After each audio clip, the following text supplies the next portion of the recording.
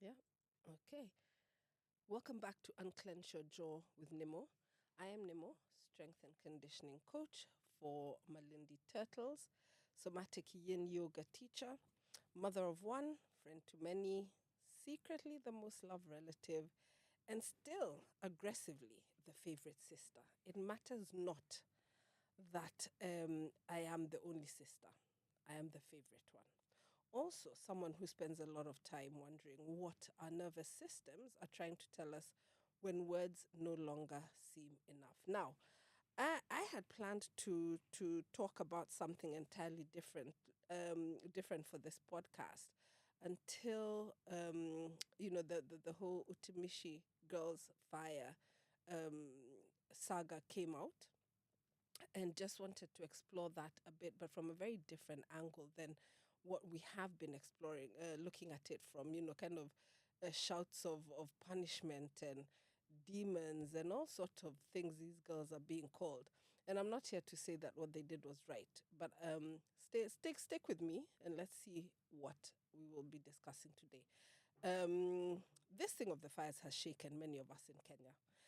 Um, this is not the first time there have been fires in school, and chances are it won't be the last time there's a fire in school. In fact, as I was coming here, I heard there's something with Aquinas boys.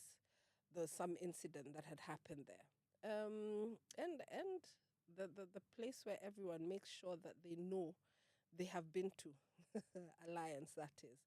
Um, and here's the thing: whenever it happens, the conversation tends to follow a familiar pattern.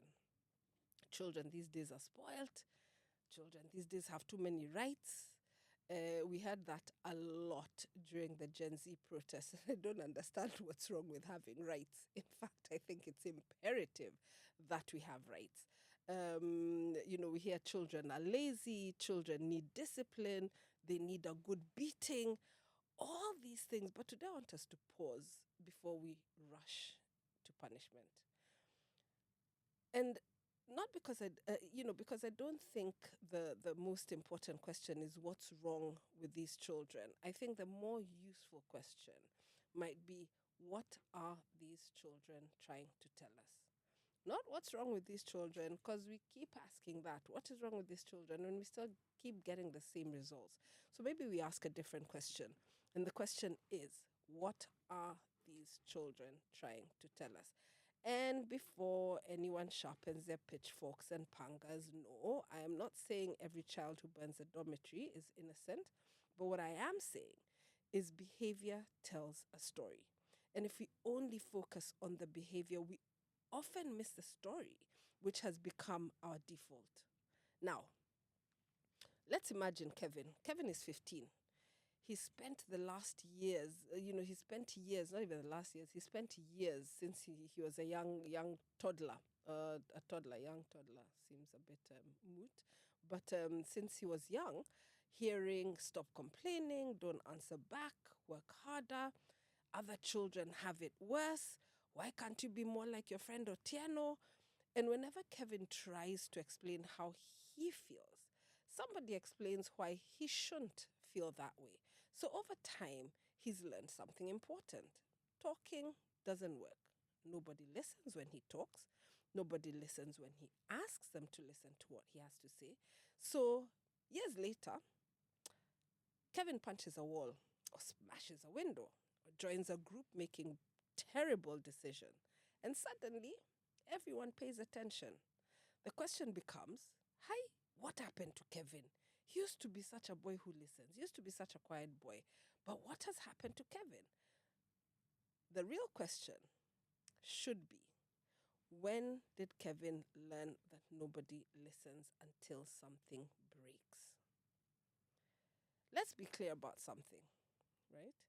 Teenagers are not a separate species, even though some days it feels absolutely like they're a separate species. And believe me, I know I have one who I belong to. But they're not a separate species.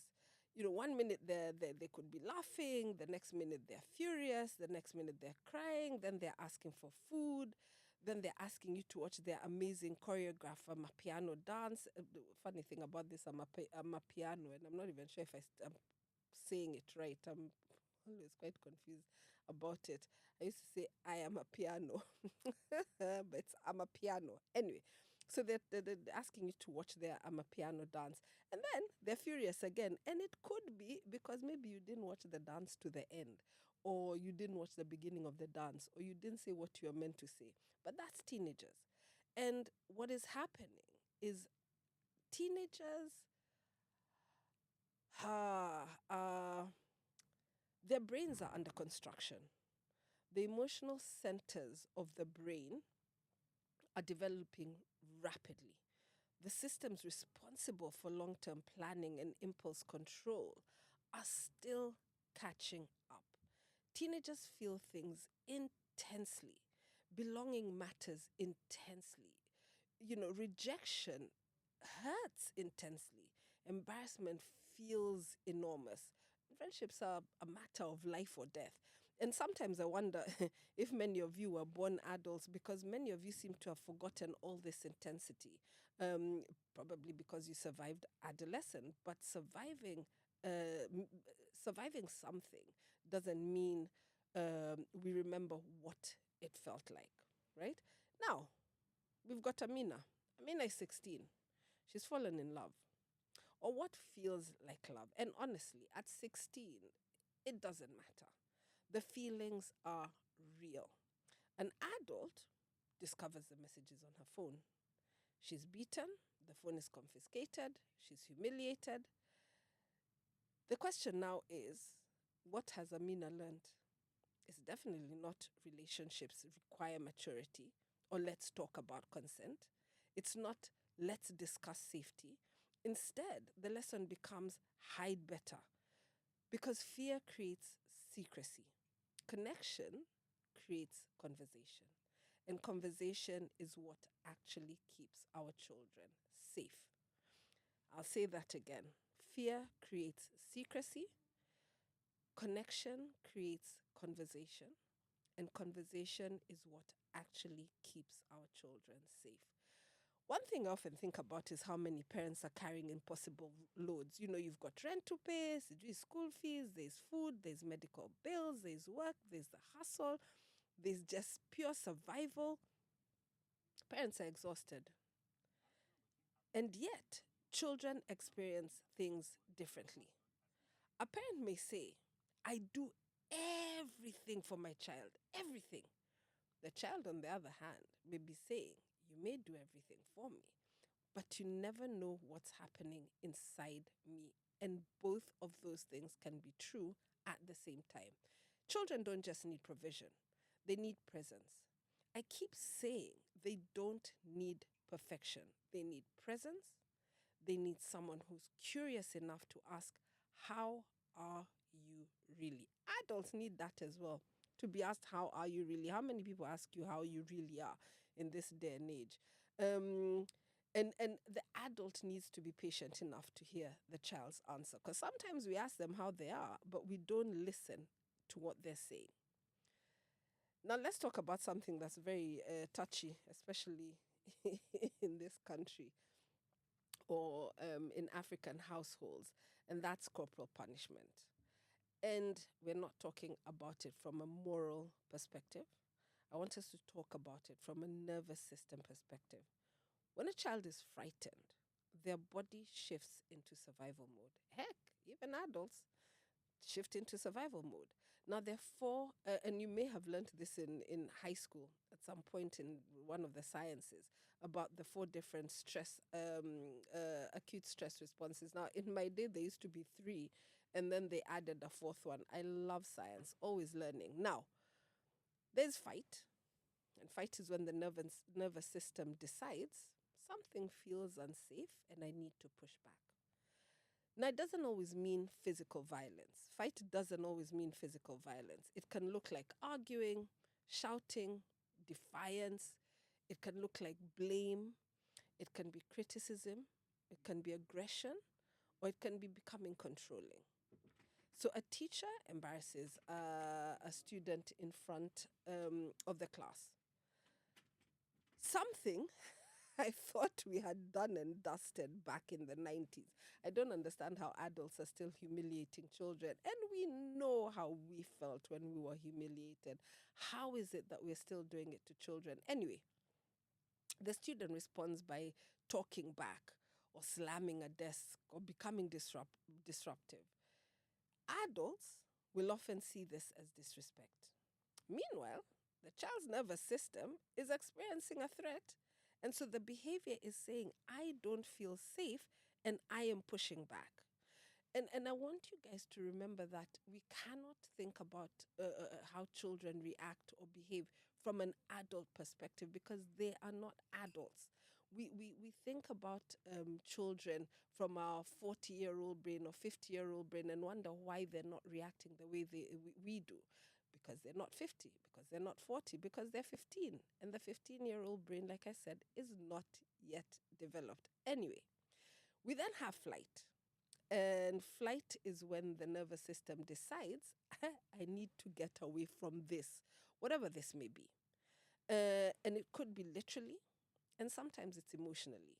It can look like running away, it can look like avoidance, it can look like overworking, constant busyness, it can look like procrastination, daydreaming, or leaving relationships quickly. And as I'm speaking of these things, ask yourself how they fit with you in this day and age, not just with the teenagers, but even you as an adult in this day and age. How do you react to these different situations? Does what I'm saying sound or feel familiar? Um, we have a teenager. Let's call him Kai. Kai feels overwhelmed by school pressure. And instead of talking about it, he starts skipping school or classes even. Adults will say, hey, Kai's a lazy boy. Meanwhile, Kai's nervous system is saying, I can't cope with this, so I'm escaping. Then we have freeze. And freeze is the one where the system decides, I can't fight and I can't run. The body essentially hits pause. Remember the game we used to play when we were kids and someone would shout, statue!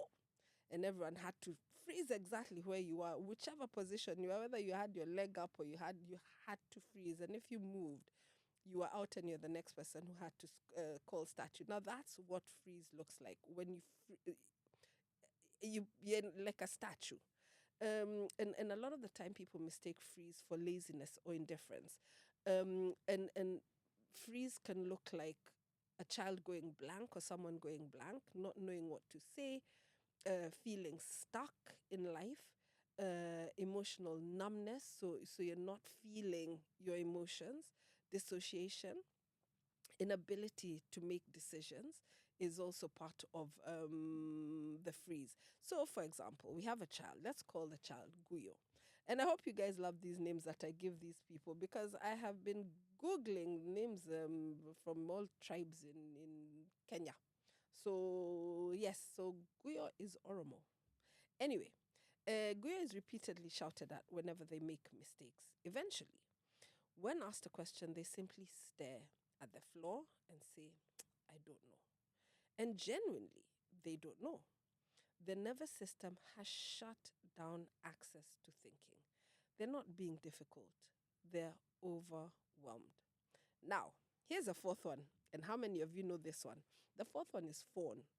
Now, fawn is when the nervous system, and fawn, FAWN, fawn is when the nervous system decides the safest thing is to keep everyone happy. This is a response. This is the response many people don't recognize, and it can look like people pleasing. It can look like difficulty saying no. It can be over apologizing. You remember we spoke about over apologizing in the last session. It can be being the peacemaker. It can be ignoring your own needs, or becoming what others want you to be and not what you want to be. So, for example, someone's boss asks them to work late again. They're exhausted, they have plans, they want to say no, but instead they smile and they say, but of course. Then they go home angry and resentful.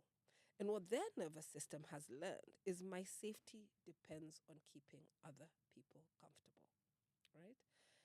Now imagine a school introduces a rule that the student feels is unfair. Different students will respond differently. There'll be the ones who respond with a fight stress response, which is, let's break the windows.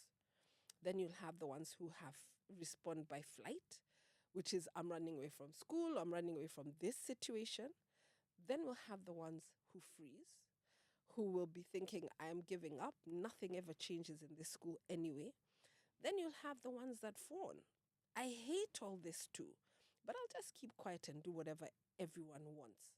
Same environment, different nervous systems, different survival strategies.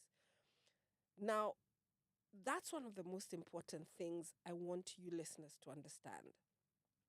Fight, flight, freeze, and fawn are not a personality type, they are survival responses. They are the nervous system best guess about how to stay safe when something feels threatening. Listen, when we sense danger, whether the danger is real or perceived, our brain doesn't, our thinking brain doesn't think, our thinking brain doesn't get the first vote. Our survival brain gets the first vote. The amygdala, which is a small part of the brain responsible for detecting threats and sounding the alarm, almost instantly, stress hormones like adrenaline and cortisol flood the body. The heart beats faster, breathing becomes quicker and shallow, muscles tense, blood flow is redirected from the digestion and towards the arms and the legs. The body is preparing for survival. At that moment, the question isn't what is the best decision? The question is, how do I stay safe? That's where we see the four common survival responses that I have spoken about. The important thing to understand is that responses are not chosen consciously, they happen automatically, right? So, to be clear, setting fire to a school is not healthy, and it's not an acceptable response either. But if we only ask, how do we punish this behavior, we are missing the crucial question. What was happening in the nervous systems and the lives of these young people before they reached that point? Because by the time the fire starts, the distress has often started long before. And sometimes those strategies continue long after the danger has passed. When that happens, learning becomes harder, reflection becomes harder, curiosity becomes harder. The body isn't thinking, yes, this is an excellent opportunity for personal growth. The body is thinking, how do I survive this? Now, many adults will tell you, and it makes me giggle sometimes. Many adults will tell you, even me as a child I was beaten and I turned out okay. Now, I will always want to ask gently, did you turn out fine? Or did you turn out afraid of making mistakes? Did you learn wisdom? Or did you learn secrecy? Did you learn accountability? Or did you learn how not to get caught? And those are not the same things. I'm going to say it again, and I want you to listen to what it is that I'm saying, and listen with an open mind. I know many of you, once I started talking about the corporal punishment, probably switched off because that's our go to, and it shouldn't be. So, when people say I was beaten and turned out okay, the questions should be, did you turn out fine? Or did you turn out afraid of making mistakes? Did you learn wisdom? Or did you learn secrecy? Did you learn accountability? Or did you learn how not to get caught? And again, those are not the same things.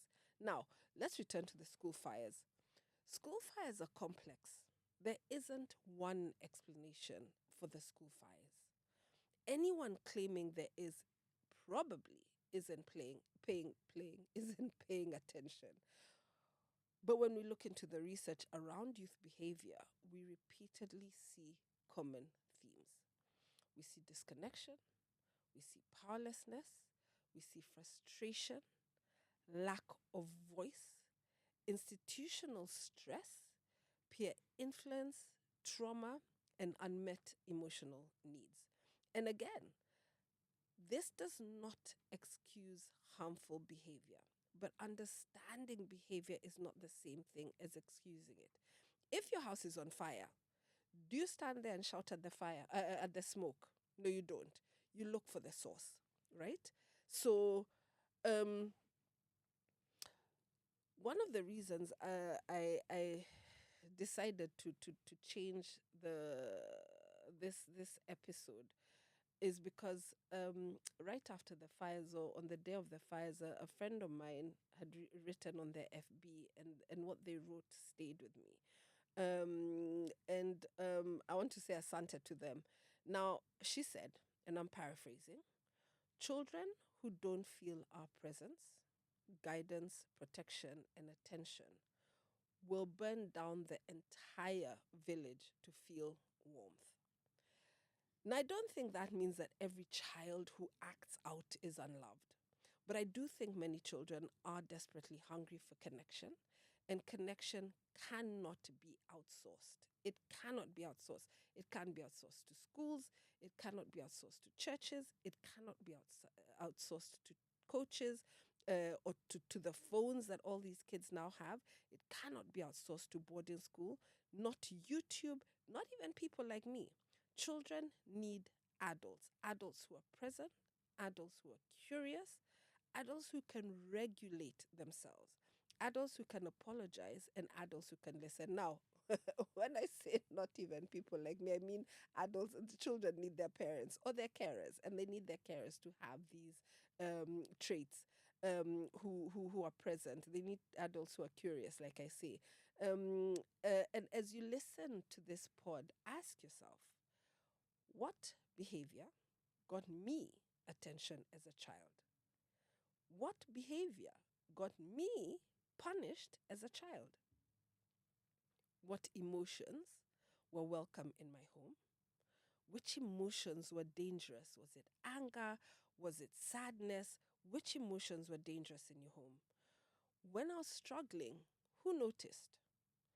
When the children in my life struggle, how do I respond? When the children in my life struggle, how do I respond? Now, I'd like you to find a comfortable seat or comfortable position. If you're lying down, that's good. If you're seated, that's good. And just take a breath. Notice your feet on the floor, or your heel on the seat, on the bed if you're lying down. Notice your breath. Unclench your jaw. No need to change your breath. Just simply notice it.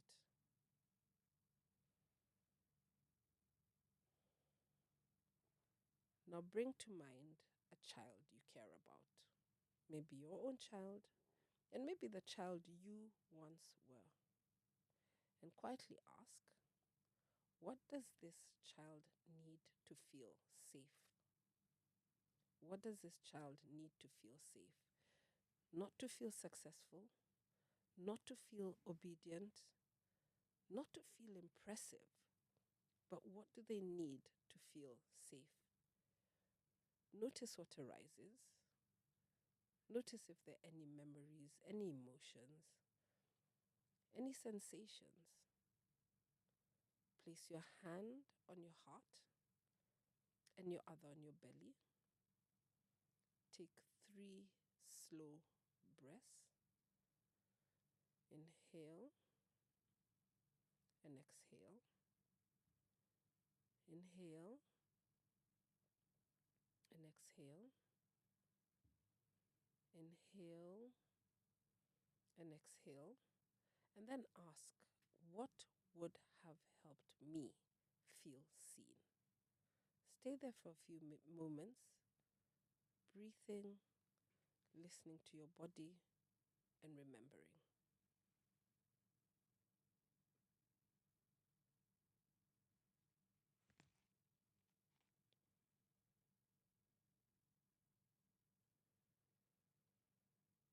A child who feels seen will still make mistakes. A child who feels loved will still make poor decisions. We adults do constantly. A child who feels connected will still test boundaries. That's part of being human. But connection gives children something punishment never can. And that is the reason we come back and talk before the fire starts. Talking to children, that connection is what will bring the child to you before that fire starts. Until next time, unclench your jaw, drop your shoulders, take a breath, and be kind to your nervous system. And again, thank you for tuning in today. See you in 3 weeks. As I figure out what else to bring to you guys. But we'll see you in 3 weeks. Please listen to what has already been put up. This was episode 4. So there are already 4 episodes out there on Unclench Your Jaw. Please like, share, and subscribe. Asanteni sana.